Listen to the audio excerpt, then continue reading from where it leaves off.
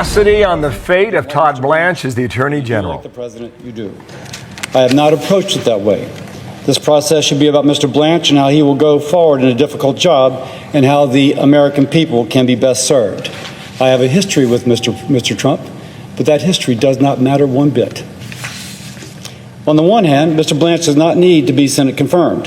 He can continue to serve at the pleasure of the President as Deputy Attorney General or even Acting Attorney General if this vote is pulled. On the other hand, I am told that Senate confirmation is important in interactions with the President, with others in the Cabinet, and is important to DOJ employees in general. Being Senate confirmed gives him greater leverage to push for things that should be pushed for. This does not demean the Senate's role. Important issues have been discussed through this process, and Mr. Blanche has made commitments. Now on to the specific nomination. Since Mr. Blanche passed out of Judiciary Committee on August the 4th, I've spoken to Mr. Blanche 5 or 6 times. We have texted many more. I just got off the phone with him. I've spoken multiple times to Senators Murkowski, Cornyn, Tillis. Senator Whitehouse shared his concerns. Additionally, I spoke with current and past administration officials, including a long conversation with former Attorney General Bill Barr. Late last night, I spoke to 2 U.S. attorneys from Louisiana, David Corsell and Kurt Wall. Of course, there's been a lot to read and a lot to consider, and I slept on it overnight. Let's start with the concerns. Mr. Blanche showed poor judgment in approving the anti-weaponization slush fund and exempting the President from IRS audits. No American should be unfairly targeted by the law, but no American should be above the law. Mr. Blanche said these were mistakes, and he has made efforts to kill the slush fund. I am particularly concerned about episodes of apparent lawfare. DOJ bringing suits against political enemies. Both parties, presidents of both parties have been guilty of this. It must stop. It should stop now. A never-ending cycle of prosecuting political enemies undermines the rule of law, degrades the public's trust in our institutions, and makes our politics more extreme when we need to unite to solve the big problems of our time. I'm not entirely satisfied where this is, and I have no doubts that I'll have concern in the future. I will note that I've learned that some of the cases that have been publicly reported to be under investigation by the Department of Justice have been dismissed or are no longer being pursued. I am realistic that President Trump can be unrelenting on this, but this will be true no matter who the Attorney General is, and this is the rationale for having a Senate-confirmed Attorney General with more leverage to push back. I will also note that Mr. Blanche is criticized for things over which he has no control. He points out that he has been criticized for presidential pardons given to January 6 rioters, some of whom assaulted police officers. Many of us were here then. But this is a presidential prerogative, and he is not the president. He also points out that he can advise the president, but the president is not obligated to take his advice. That is the same thing that former Attorney General Barr said in a separate conversation. And Mr. President, I can absolutely believe that President Trump at times would not take advice. But even critics admit that Mr. Blanche knows the law and is a hands-on administrator. He has instructed U.S. attorneys to focus on violent crime, human and drug trafficking, and fraud in programs like Medicare and Medicaid. Mr. Corsell, the U.S. Attorney in New Orleans, says that when he needed extra resources, Acting Attorney General Blanche provided them to finish a big drug case. Both Mr. Corsell and Mr. Wall said that DOJ has accountability measures for each prosecutor in their office, and that there are weekly calls between their offices and DOJ to review the performance of each prosecutor. That morale was high, not despite the accountability measures, but because of the accountability measures. More cases were being processed and convictions being obtained. David Corsell spoke of almost $1 billion in fraud being recovered for the U.S. taxpayer from health care fraud. Both men said that having a permanent Senate-confirmed Attorney General was important.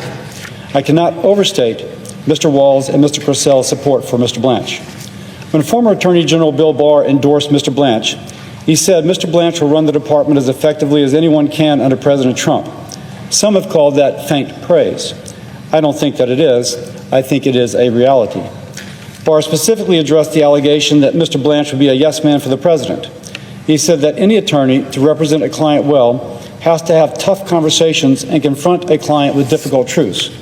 That because of his previous attorney-client relationship with President Trump, Mr. Blanche would be precisely the person to push back on President Trump. But that ultimately, and here Barr echoed what I heard from Blanche, Decisions are made by the president. Mr. Blanche is not perfect, and he will tell you this. But the choice is not between perfection and Mr. Blanche. It is between Mr. Blanche and another acting attorney general who may not run the department effectively under President Trump and who indeed may not be as good as Mr. Blanche. This puts at risk the progress made fighting violent crime, human and drug trafficking, and fraud. And this does not serve the American people well. This is not a referendum on President Trump. It is a decision regarding Mr. Blanche in very specific circumstances. All considered, I will vote for Mr. Blanche. I'll be criticized for this vote. What's new? But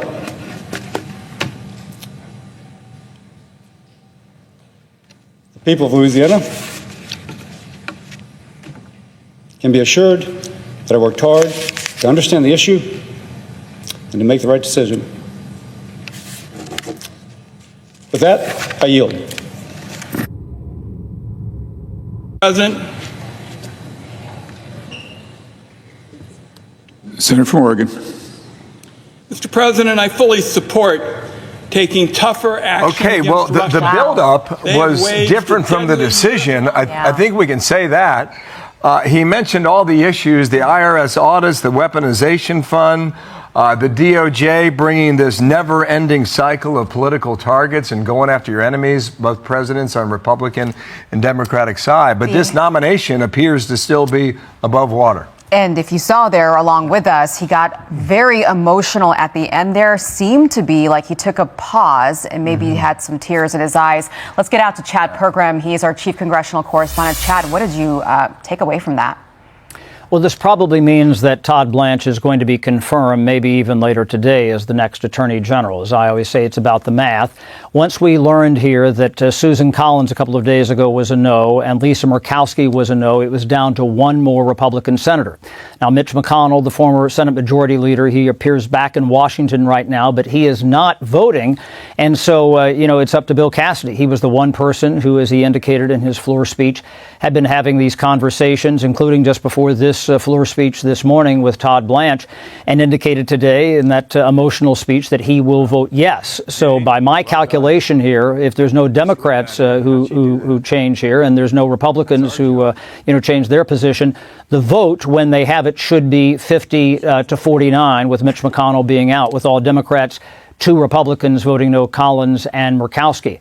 When might they do this? Well, they were supposed to have a procedural vote on that this morning. They haven't done that yet, but they could do this afternoon. And what we're seeing today overall in the Senate, as I said in my earlier report, is that they're really stepping on the gas on this slate of issues that they're trying to get wrapped up here: funding the government, Russia sanctions, and confirming Todd Blanche, maybe a couple of other things, but those were the big 3, the hat trick of what they had to deal with there. And so maybe they would have, if they have that procedural vote, say later this afternoon, by the book, and you burn the 30 hours that's entailed after that, then they wouldn't actually have the procedural vote, the final confirmation vote, until tomorrow night.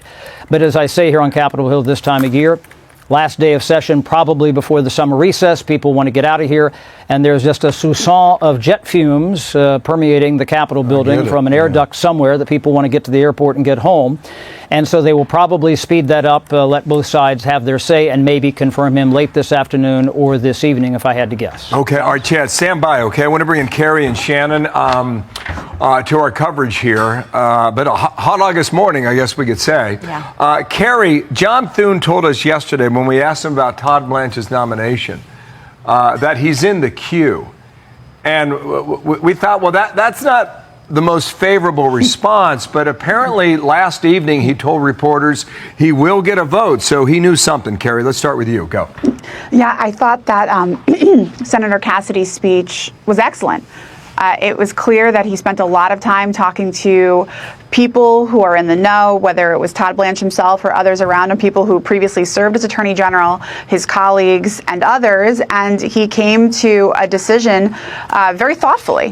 One of the points he hit that I thought was especially compelling was that Todd Blanche's previous relationship with President Trump. Now, Now, Blanche's critics and certain people in the media have said that's a bad thing. Well, I don't think it's a bad thing. I think it's a good thing, because if anyone can reason and have a frank conversation and candid conversation with President Trump, it's going to be someone that he trusts and he's worked with in the past, who was with him in the trenches. And as someone who was part of the coverage of those disgraceful trials in New York against Trump and watched Todd Blanche in action, they were out in a limb. They were by themselves for quite a while. And so I thought that was a very good point. Given we know that President Trump is not the easiest client for any attorney general. So I think that previous relationship helps Blanche. And I think that was a thoughtful point in his favor. The other thing I would just say on that is, Senator Cassidy is right. Having worked for Attorney General Bill Barr, it is President Trump who ultimately makes the final decision. Right. And that's true for anyone who's going to serve as his AG. So again, I think this speech from Senator Kennedy was thoughtful, was good, and I really appreciated his point about ending this encouragement to end this prosecution of political enemies. I would say to President Trump, if I were advising him, look, they started it. The James Comey, the Letitia James, the Adam Schiffs, they 100% started this abuse of the Justice Department, certainly against you, but you can end it. And if you're interested in preserving a great legacy for your time here as president, I think that would be, I don't know there's anything better that he could do or that you could do. Yeah, Shannon, I thought the biggest moment there was when he got very emotional near the end. You could tell that it really weighed heavy on him, this decision. And like Carrie said, he really took the time to talk to a lot of people before he came to this conclusion, which was a surprise to all of us. But to Carrie's point, Democrats always like to say that Republicans are just a rubber stamp for the president. But Todd Blanche, man, went through the ringer here. It wasn't just, Cassidy. It was also Tom Tillis. It was John Cornyn. So you do see Republicans sort of pushing back on the president. And I wonder if we're going to see more of that in the future. Well, actually, I think at least for the remainder of this Congress, you may, because the president, by primarying some of these folks or supporting their primary opponents, like he did with Bill Cassidy, has created sort of these free agents now that the White House has got to try to manage as they try to get these really important things and priorities for the president across the finish line. This whole thing gave me vibes, if you guys remember, of Susan Collins and the speech she gave back in 2018 about whether or not she was going to vote for Brett Kavanaugh to join the U.S. Supreme Court. It was 45 minutes long. There were many twists and turns. We weren't exactly sure where she was going. This was much more succinct, but felt very much the same way. Like it was a tough decision this senator was struggling with. He talked about the many times he met with Blanche. And I do think it was important to him that he said Blanche owns some things as mistakes, that anti-weaponization fund, the IRS immunity, some measure of it. He said that Blanche seemed to say to him, we made mistakes. I made mistakes there. But also saying that there are things that have been attributed to Blanche that were either out of his control or were not properly identified or explained publicly. So he was able to do a lot of clarification. So Blanche has had to really work for these votes. He's had to spend the time in person on phone calls, text, all of these things. But you're right, Aisha. I was surprised by that. He seemed emotional at the end. Like he's really struggled with this decision. But ultimately, just as you got to the end of that speech from Susan Collins when she was a yes for Kavanaugh, at the end of the day, the supporters of this individual are just happy with however it was he got there. Okay. Shannon, thanks to you. Just want to quote Bill Cassidy. This is not a referendum on President Trump. I worked hard to understand the issue and to make the right decision. And he laid that out for us. Back to Chad. Republicans had issues with Eric Holder and Merrick Garland under previous Democratic presidents. We know the president currently had problems with James Comey, but going back to the 1960s, JFK's brother was the attorney general. I mentioned that John Thune told us yesterday that he's in the queue. So if you're in the queue, does it happen today or does this sit for a bit, as you said earlier? Yeah, it probably has to happen today or tomorrow. Again, that procedural vote ripens today. So this is either going to happen later today if they get a time agreement or tomorrow. And going back to what Cassidy said here is that, he's somebody who had seen things through a different prism compared to President Trump, especially with the confirmation of RFK Jr. as the HHS secretary. Remember that Bill Cassidy is a doctor. He certainly tangled with him, expressed, some regrets in some cases about voting to confirm him, and willing to take it on the chin here to vote to confirm Bill Cassidy, to vote to confirm Todd Blanche, I should say. And what's important there, too, is that a lot of people thought that Bill Cassidy might hold a grudge and base this just on, the president working against him in his primary. The same thing happened with John Cornyn. And both of these senators are going to vote yes. I think that's rather remarkable, where some people thought that, Bill Cassidy might be able to play this card and maybe kill this nomination as he goes out the door.